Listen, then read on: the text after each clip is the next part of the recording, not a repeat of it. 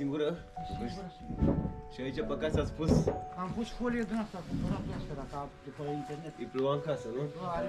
Are de-aia cartonul, vezi cum este? Da. Și am învelit totul, dar mai am bucata asta aici. Dar aici nu plouă deocamdată. Am înțeles.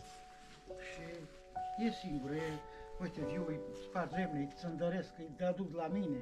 Slavă. Că n-a avut posibil. Are o pensie de handicap de vreo 100, nu, mint, 1000 și... 1000 și vreo 200 de lei. Cam. Și lemne avea? Lemne, uite acum, i-am adus niște pareți, eu i-am adus, Slavă, dar tot nu-i ajunge.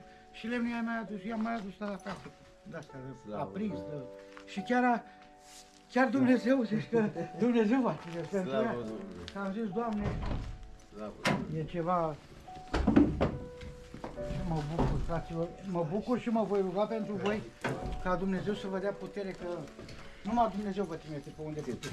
Ne bucurăm, frăților meu, să știi, chiar ne bucurăm și de ce Dumnezeu ne trimite chiar acolo unde este nevoie. Și asta e bucuria noastră sufletească și mai mult de atâta e o bucurie cu siguranță și pentru cei care s-au implicat în proiectul ăsta. Păi asta am vrut să spun. Și a avut un băiat în Fiat și a părăsit-o, nu știu, în Germania de vreo 10-15 ani plecat. Nu-i trimite un leu, și el e în Fiat. Da. Așa, bucuria am avut săptămâna asta pentru că v-am văzut. Acum câteva zile am fost la cineva, la o soră tot așa nevăzătoare. Acum suntem la o femeie care are probleme cu auzul. Și am înțeles un lucru, că Dumnezeu... Ea vorbește mai tare când aude, știi? Că Dumnezeu are vedere și Dumnezeu ajută și intervine acolo unde de multe ori omul nu e.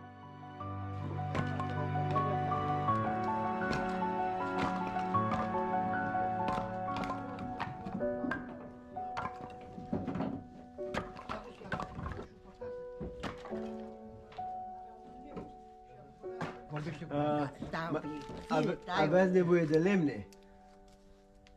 Aveai nevoie de lemne? Aveai nevoie de lemne? Aveam nevoie. Da, acum am 80 de ani. Rugămintea mea știi care este?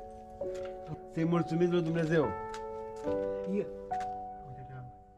Rugămintea lui este tu să te rogi. Mă rog.